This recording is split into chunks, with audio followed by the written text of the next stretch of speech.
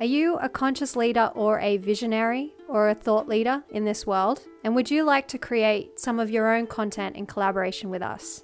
If so, please head over to theatlasofconsciousness.com to check out more of our video and production content. We would love to work with you to get more of these new Earth messages out into the world. Thank you once again for listening. And now, on to the episode. So I think that's what's been really cool as well about my reference to the time traveler's wife and the gravitational pull of love. From a very young age, I've really believed that I don't even know how to say it, but that love has a gravity. And what if it did? I realized in myself that instead of the idea of my power being a conversation between me and myself, I was acting as if it was a struggle between me and my greater network and family.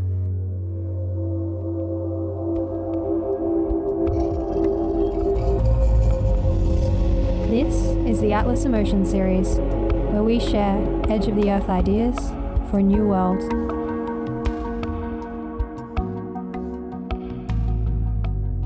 Hello, and welcome to another Atlas Emotion Series podcast. My name is Ella.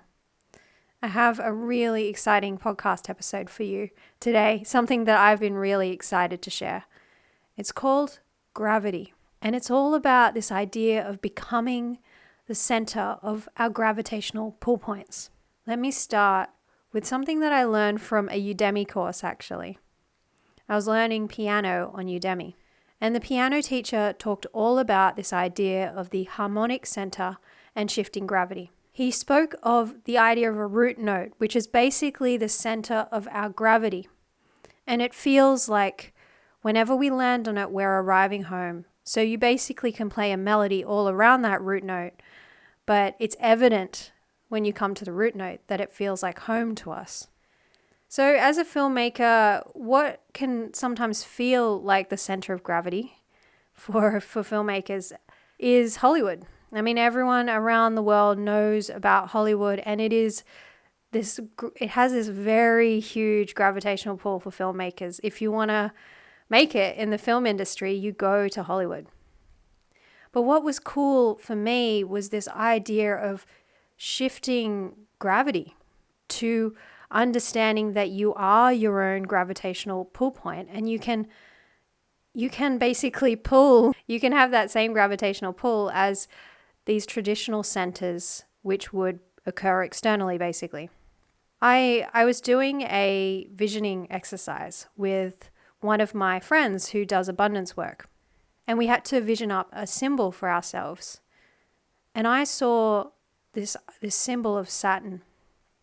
And to me, it symbolized delicacy. It was also grand, but obviously there's this idea of the responsibility of that, such a weight, that it's so big, but yet it's so delicate at the same time. And I think that's like going to be a really cool image and metaphor for today's episode, because that is what kind of gravity is in a way, and what we're working with here. It's that we all are that image of Saturn. We all are huge and big in our natural energy and grand, but there's a delicacy in being able to access that and work at that level. The other note I want to bring forward as we start our episode is from The Time Traveler's Wife. So if you've been listening to the last few podcasts, you'll know that I was very obsessed with the movie and the book. And that's because I felt like there was something in there for me around the idea of time traveling across timelines for ourselves in our own working realities. But also there was this idea that the main character brought up about gravity. So this is a quote from the book, from Time Traveler's Wife, where basically this man time travels across all these different aspects of his timeline. So he might visit his wife when she was young. He might visit himself when he was young. He says, "You know about gravity, right? The larger something is, the more mass it has, the more gravitational pull it exerts. It pulls smaller things to it, and they orbit around and around." And then he goes on to share how his mother dying was that pivotal point that everything else goes around. So what was intriguing for me was this idea of emotions and the gravity they have and the gravitational pull that certain experiences have on our life.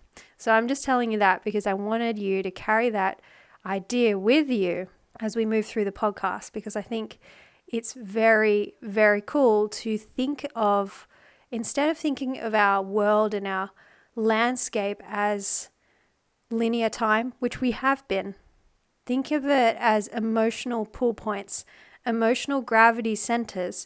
And we all know when we arrive at that root note, we arrive at that home note that feels like our center. That's what we're going to be talking about today. So this is really cool, but I'm going to talk to you guys about light and dark gravity. So one of my favorite songs is by John Mayer, Gravity. And in that song, he talks all about how gravity brings him down. I mean, this is how we know gravity. We know of it as something that tends to pull us to the earth and it tends to bring us down. And as I was exploring this concept of gravity, I actually stumbled upon something that was light gravity and dark gravity. And this is not a real term, but I called it basically positive gravity and negative gravity. So the negative gravity is the thing we're kind of used to in a way, and it's something that pulls you down emotionally. It drags you down, and there's so many songs written about this exact thing.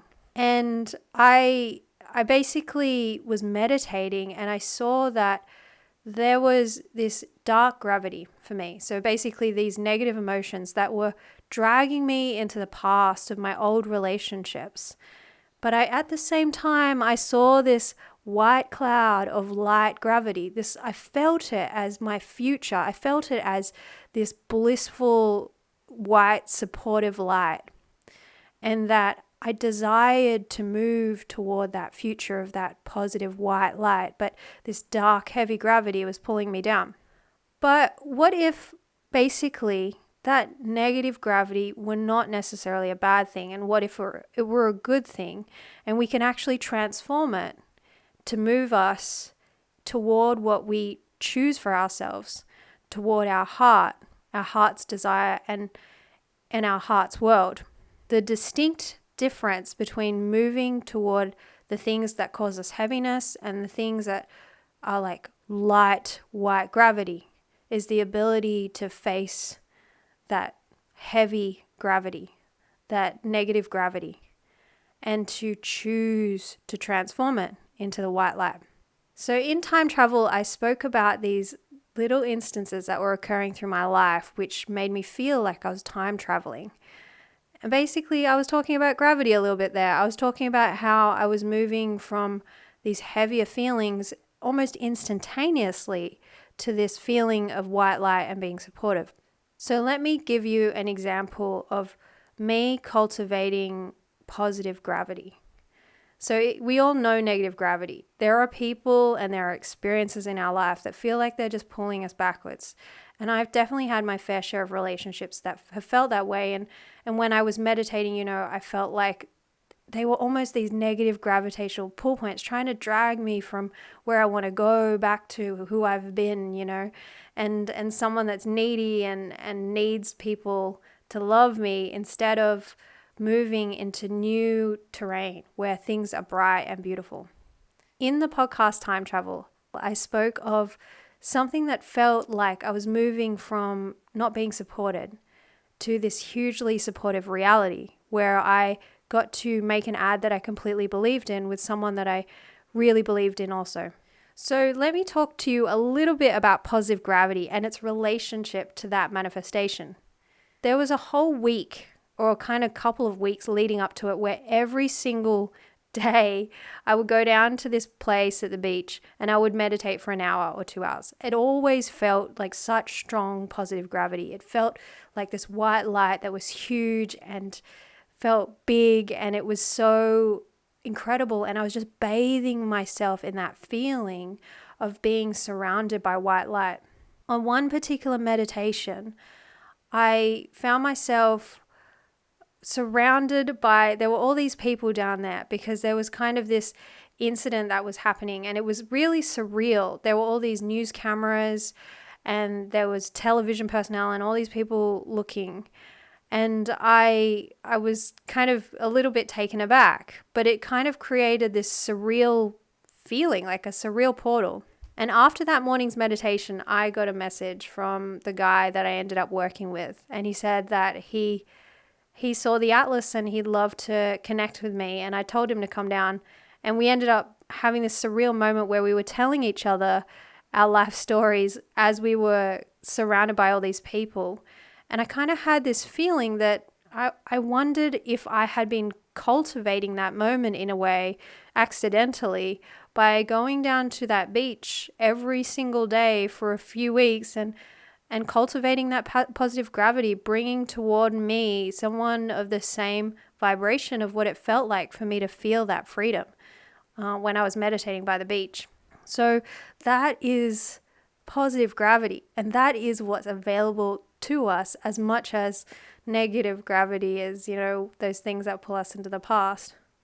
I was talking to a good friend of mine, and here's his thoughts on positive gravity. So make wherever you are the place to be, because that's what attracts people. Understand that negative gravity has an addictive quality to it. Whereas positive gravity, like that moment where I met with where I met with the academy director to make the advertisement, it sort of takes care of itself. It's very gentle and sweet, and it doesn't require any shoving or pushing. It's more just about understanding how to face your negative gravity and come up with ways to get out of that and transcend it. Turn up like everyone is your best friend and let go. And be the person that you want to hang out with. Because the work at the end of the day is just turning up and greeting the day, as opposed to looking for someone else to make you feel a certain way. Positive gravity can be cultivated through those moments that make you feel like that white light. So on to the next topic. There's this relationship between gravity and our vision. So a lot of us, and we've been raised to believe that we can just be pushed and pulled all over the place, when there's this vision inside of us which kind of needs to be stood up for and needs a strength and a voice in it. And I would say that it's pretty challenging, but the work that we can invest in is to create a gravitational pull around that vision. And how do we even do that? So for example, my vision has always been to have a supportive and loving and thriving business. That where the business comes easily and I don't have to stress or strain in any way, and I'm not compromising in any way. I live and I act from a place of harmony, and I attract people in that place. I had to see something, which was my relationship to guilt and the way that gravity and guilt go together. So what am I talking about here? What I realized was that I was carrying the weight of going up against Mount Olympus. And then I saw that, this was what I'd carried from a young age, that I believed that I needed to fight with reality. It was me, this tiny thing, and then reality was this big thing that was going against me. So I realized that people believed that they needed to go up against something heavy, or they were carrying that around with them. And it didn't matter what environment they put themselves in, they were always feeling like they needed to go up against something really hard, as opposed to allowing life to be easy. And kind of the key point here and how it relates to guilt is that I realized in myself that instead of the idea of my power being a conversation between me and myself, that is what I wanted for my life, being between me and myself and what's right for me, I realized that it was actually, I was acting as if it was a struggle between me and my greater network and family. It wasn't between me and my heart. I was walking around and manifesting everything in my life in accordance to, the fights that I had 20 years ago, basically. And so noticing that was really, really helpful. Mastery. That's the next point about gravity. So I've had a business coach, and her name is Giselle Gamby, and she's a center of gravity in herself. And we had a coaching session all about this idea of being supported. And we talked really predominantly actually about mastery, and that mastery is basically the center of gravity. Being able to master yourself is the thing that creates you as a gravitational pull point, all your deepest desires and values, and allowing those to attract to you exactly what you need. So here's some points from our session. The world needs us in our fullness. Mastery is when the divine masculine and the divine feminine work in harmony. So when you've got that intention and those values, and then you let them flow and you hold by those intentions and values in your daily life as much as you can. So that mastery is lining up with your heart and fully fitting inside of yourself. What comes from this is kind of an inevitability of results beyond what you could even imagine. You end up with the ability to master the idea that it's inevitable that you're going to get exactly what you truly value, because you've mastered that you must hold your truth as the core essence. And here's the other idea. You be a provenance of something gathered, a summation of all your previous intuitions. So basically, it's all those moments where you knew what your vision was and you collected them and you held them. So all those previous intuitions leading to this really solid understanding of what you are and the mastery in that. So it's mastery of your own truth. So that's where I'm referring back to this image that I talked to you guys about at the start of the podcast, which was of Saturn. You have to be completely strong and completely delicate at the same time. That's what mastery is. Okay, I'm going to give you an example. So basically, I've been a filmmaker for over 10 years. And when I was at film school, I felt really intimidated because everyone was so talented. And I almost couldn't really handle it. I felt really pulled in whatever direction. And when I'd go to the library, everyone would be working on all their projects and I couldn't focus on my own. I couldn't focus on my own truth and my own voice. And I found one place in the whole of the film school where no one would go to do their work. And it's basically this grips cage. So a grip is someone that works with all the cranes and does all the technical stuff and moves all the cameras with these big machines. And the guy that worked there was the sweetest and kindest guy and would always let me sit inside of his workspace essentially and just work on my own vision.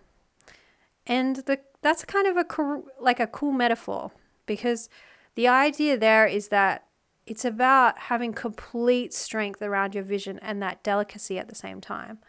So, I had, without realizing it, created actually a physical space, a physical metal space, which protected my vision and my ability to speak my truth and my voice.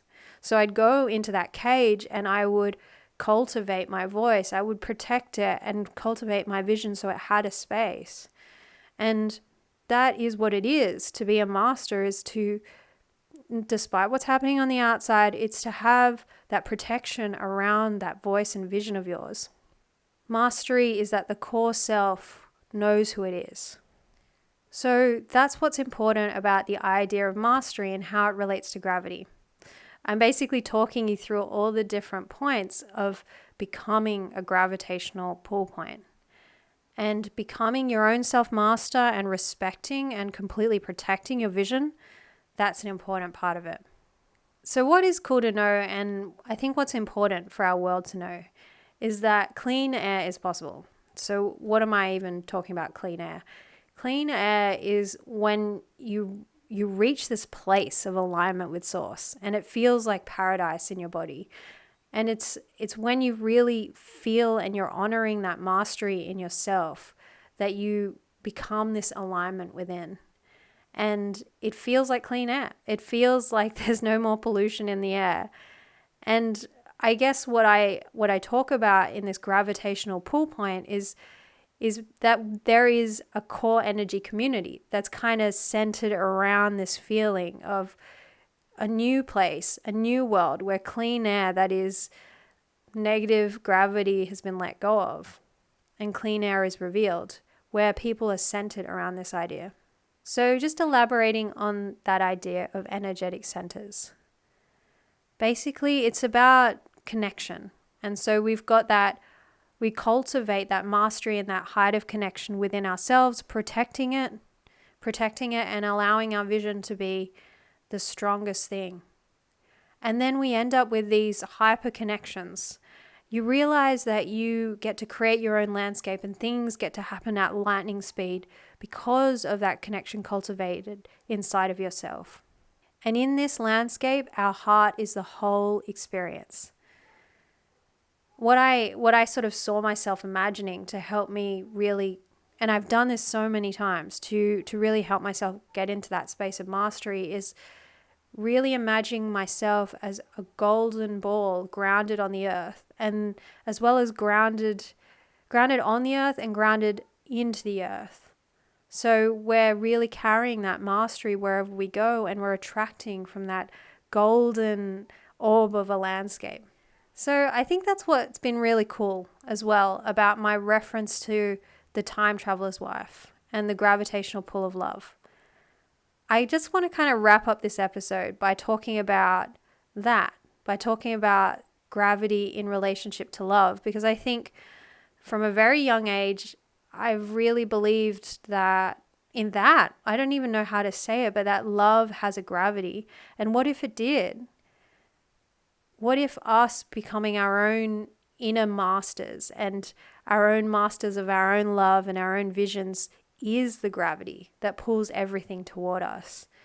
I think that's what I loved about that movie and the book, Time Traveler's Wife, because it showed it. It showed that these big emotional moments are what pulls people toward you. And it's a very real thing. And it's not necessarily about where you go, but how you are. And that gravitational pull of that light gravity that you choose to hold on to on the inside and let go of the negative gravity, the addictive quality of the past that you've come from, of the things that you might have said to yourself in the past. Become that vision of being a center of gravity inside of yourself. And I believe that's also what transcends time. It's gravity. It's the gravitational pull of your love pulling timelines toward you that are the most aligned, most exciting, and the most beautiful. That's what it's all about. It's about radiating you and radiating light. And it's also about understanding that the world, they all have their own truths, and they all live in their own environments made with their own energy. But just like my experience at film school, that doesn't stop you from having your own truth and your own mastery in the environment. Just like that cage, take care of yourself, take yourself out to focus on your vision, your truth, and your mastery, and you're going to become the gravitational center of your world. So thank you for joining me. This episode, I was talking all about gravity. And actually, it's one of my favorite episodes, the favorite feeling episodes for me, because of the feeling of it and what I feel like I've learned along the way about this idea of the big and the small, the grand and the delicate working at one to allow you to become a gravitational center to everything that you desire. And this is number 3 in a 4 podcast set: time travel, prosperity, gravity, and creation. So I'm talking all about creation with the capital C in the next episode, which will be really, really exciting. How does all of this work around allowing yourself to become the gravitational center of your universe create a totally new land, which you get to experience? That's up in the next episode. I look forward to joining you there. See you later.